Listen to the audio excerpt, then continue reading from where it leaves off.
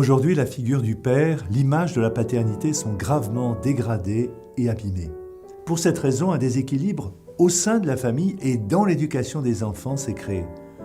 Tout notre pays en pâtit puisque la famille est la cellule fondatrice de la société.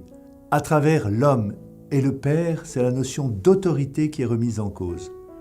Nous sommes ici dans l'idéologie, dans la destruction post-1968 qui a voulu mettre à terre les piliers, les fondements anthropologiques de notre société.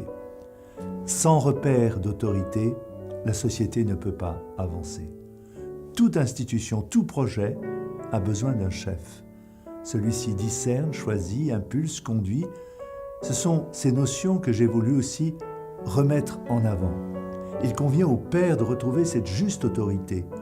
Toute forme de paternité se fonde sur un principe éducatif qui est celui de l'autorité. Elle reste un service, une donation de soi au profit de la croissance de l'autre.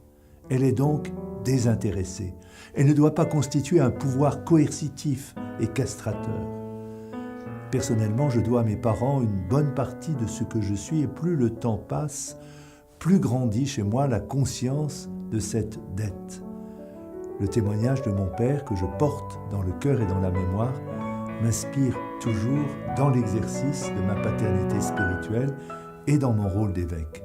Je le revois encore à la levée du jour chaque matin récitant le bréviaire, nourrissant sa foi par des lectures spirituelles, bibliques, philosophiques. Nous fêterons bientôt, le 26 décembre, la fête de la Sainte Famille.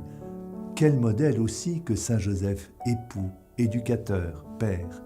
Le nom de Joseph est le participe présent d'un verbe hébreu qui signifie l'augmentant.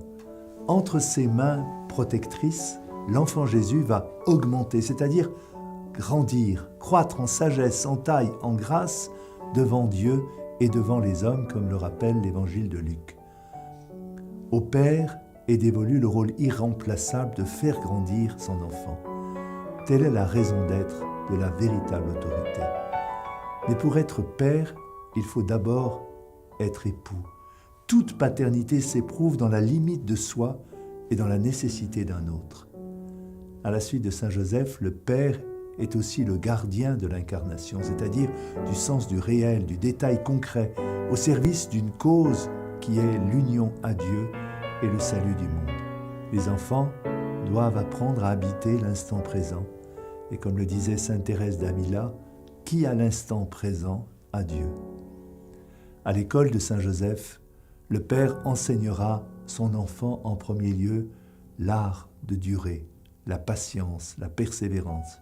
J'étais heureux de renouveler la consécration du diocèse de Fréjus-Toulon le 8 décembre, grande fête de l'Immaculée Conception.